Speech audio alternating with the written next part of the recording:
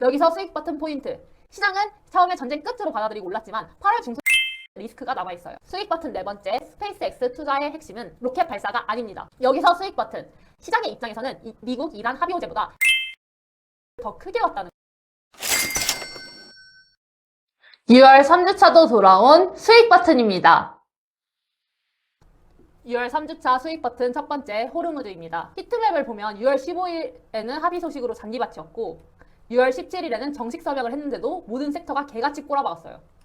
봐봐, 15일에는 S&P 상승갭을 보이면서 플러스 1.6%, 나스닥도 상승갭 시작하고 플러스 3%. 저번 주에 6월 14일 합의 소식 전해드렸죠. 6월 15일에는 호르무즈 개방 뉴스로 증시가 제대로 랠리 쳤습니다. 그런데 6월 17일 수요일 공식 서명했는데 4대 증시가 모두 박살났어요. 단순히 재료 소멸, 선반영? 아닙니다. 우리가 지금 제일 궁금한 건 왜 떨어졌냐잖아. 바로 알려드릴게요. MOU 원문을 자세히 보니 핵심이 드러나요. 이건 한국어 핵심 요약본이니 필요하면 캡처하세요. 한국 언론에서는 계속 종전이라고 표현하더라고요. 그런데 해외 언론에서는 휴전이라는 표현을 많이 사용해요. 자, 제1조와 3조를 보자고요. 제1조 군사작전 즉각적 영구적 종료. 제3조 최종 합의 위에 최대 60일 협상. 선생님들, 군사행동의 영구 중단과 전쟁의 공식 종료는 별개입니다. 아직 60일 시한부 휴전에 불과하다는 거예요. 6월 19일 스위스에서 열릴 예정이었던 협상의 시작은 일정 및 준비 문제로 연기되었습니다. 여기서 수익 버튼 포인트. 시장은 처음에 전쟁 끝으로 받아들이고 올랐지만 8월 중순 데드라인까지 협상 결렬 리스크가 남아있어요. 이렇게 편집하고 있는 6월 20일 토요일 저녁에도 바로 블룸버그 속보가 떴습니다. 이란은 호르무즈 해협을 다시 전면 봉쇄한다고 하네요. 6월 21일 일요일 18시 5분 기준으로는 이란 파르스 통신에 의하면 호르무즈 해협 봉쇄를 유지한 채로 스위스에서 미국과 이란이 협상을 진행 중입니다. 이렇게 60일 동안 또 왔다 갔다 개고생할 수가 있다는 거예요. 다음 6월 3주차 수익 버튼 두 번째 FOMC입니다. 6월 17일 미국 이란이 MOU 공식 서명을 하고 증시가 떨어진 바로 그날 FOMC 금리는 동결하였습니다. 시간순으로 보면 오후 2시 연준은 금리를 동결했고요. 2시간에서 4시간 뒤에 미국 이란은 MOU 합의에 공식 서명을 했다는 호재가 있었어요. 금리 동결은 예상했던 일이고 바로 뒤에 우리가 기다리고 있던 호재가 있었는데 왜 6월 17일 증시는 하락했을까요? 연준은 이번 FOMC에서 만장일치로 기준금리 3.75%로 동결했습니다. 이번 FOMC 성명서는 정말 간결했어요. 핵심 내용은 세 가지였습니다. 첫째, 기준금리는 동결한다. 둘째, 은행 시스템의 충분한 제급 준비금 체계를 유지한다. 셋째, 물가는 여전히 2% 목표보다 높고 연준은 물가 안정을 달성하겠다는 것입니다. 금리 동결은 예상했던 일이지만 점도표와 워시 의장의 기자회견이 시장을 제대로 때렸어요. 워시 의장은 자신의 금리 전망점을 제출하지 않았습니다. 18명 중 9명은 올해 안에 최소 한 차례 금리 인상을 전망했고 그중 6명은 2차례 이상 인상을 예상했어요. 반면 금리 인하를 전망한 위원은 1명에 그쳤습니다. 더군다나 연준의 물가 전망이 개빡세요. 한마디로 정리하면 성장은 조금 낮아졌지만 고용은 여전히 버티고 있고 물가는 크게 높아졌습니다.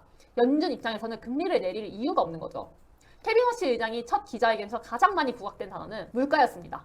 그리고 시장이 연준의 반응 함수에만 매달리기보단 데이터를 더 보라는 강한 메시지를 줬습니다. 그리고 연준 운영 전반을 재검토하는 태스크포스를 발표했는데요. 특히 대차 대조표가 중요해요.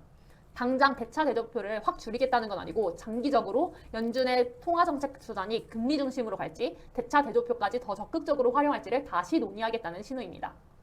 이에 S&P 500은 11개 모두 하락했고 S&P, 나스닥, 다우, 러셀 모두 급락했습니다. 여기서 수익 버튼. 시장의 입장에서는 미국, 이란 합의 호재보다 FOMC의 매파적 신호를 더 크게 봤다는 거예요. 이제 지정학 리스크보다 실제 경제 데이터에 더 민감하게 움직일 가능성이 커졌습니다. 앞으로도 공부는 제가 할게요. 여러분은 8분만 들으세요. 6월 3주차 수익 버튼 세 번째, 스페이스X입니다. 6월 12일 금요일 상장 첫날 플러스 19%, 6월 15일 월요일 추가 플러스 20% 폭등했어요. 6월 16일 화요일에는 AI 코딩 스타트업 커서 인수 발표와 옵션 거래 개시 호재가 겹치면서 주가가 폭등하며 장중에 마이크로소프트를 제치고 글로벌 시총 4위까지 찍었습니다. 그리고 장 마감쯤 숨 고르기 후에 현재는 시총 6위에 안착했습니다.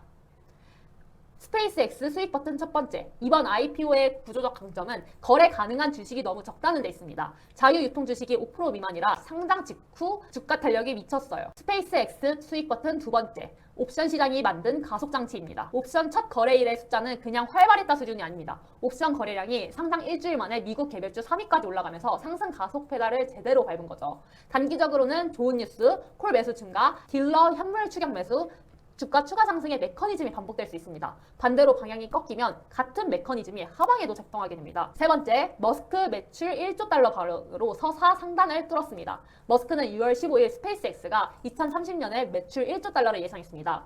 여기서 중요한 건 이 발언이 주가에는 강한 재료지만 투자자에게는 검증 과제를 던진다는 점입니다. 수익 버튼 네 번째, 스페이스X 투자의 핵심은 로켓 발사가 아닙니다.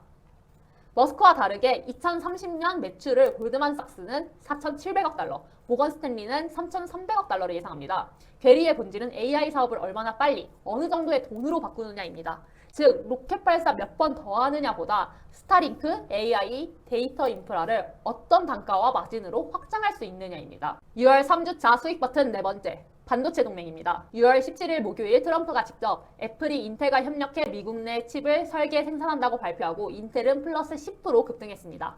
정부가 인텔 지분 10%까지 언급하며 인텔 재기 스토리를 밀어주고 있어요. 생각해봐야 할 것은 애플은 보급형 칩 일부를 인텔에 시험적으로 맡길 수 있지만 현재는 여전히 TSMC가 애플 칩의 약 90%를 공급하고 있습니다. 인텔 18AP는 이제 리스크 생산 단계로 본격 양산은 아직 초기 국면이고요. 6월 3주차 수익 버튼 다섯 번째, 내 마녀의 날입니다. 6월 18일은 주식 옵션, 지수 옵션, 선물 등 명목 기준 사상 최대 규모 옵션이 동시에 만기하는 역대급 내 마녀의 날이었어요. 게다가 미국 노예 해방의 날 연휴 직전까지 겹치면서 8조 3천억 달러 규모가 만기를 맞았습니다. 전 카테고리에서 콜 옵션 쏠림은 그동안 시장이 콜 매수 포지션을 쌓아왔다는 뜻이겠죠. 만기 소멸 후 딜러들의 해지 부담이 줄며 통상 다음 주 초 변동성은 커질 수 있으니 유의하시길 바랍니다. 다음 주 6월 4주차 일정 참고하시길 바랍니다. 경제지표 및 이벤트로는 GDP, 엔비디아 주총, 마벨 주총, JP모건 천연자원 컨퍼런스, 실적 발표로는 마이크론, 페덱스, 블랙베리 등이 있습니다.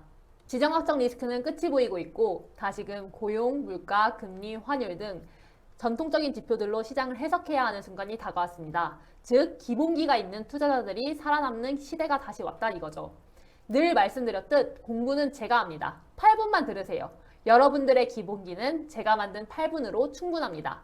영상이 도움이 됐으면 구독, 좋아요, 하입, 그리고 댓글로 이번 주 제일 빡쳤던 건 솔직하게 적어주세요. 다음 주도 여러분의 수익 버튼과 함께 하세요.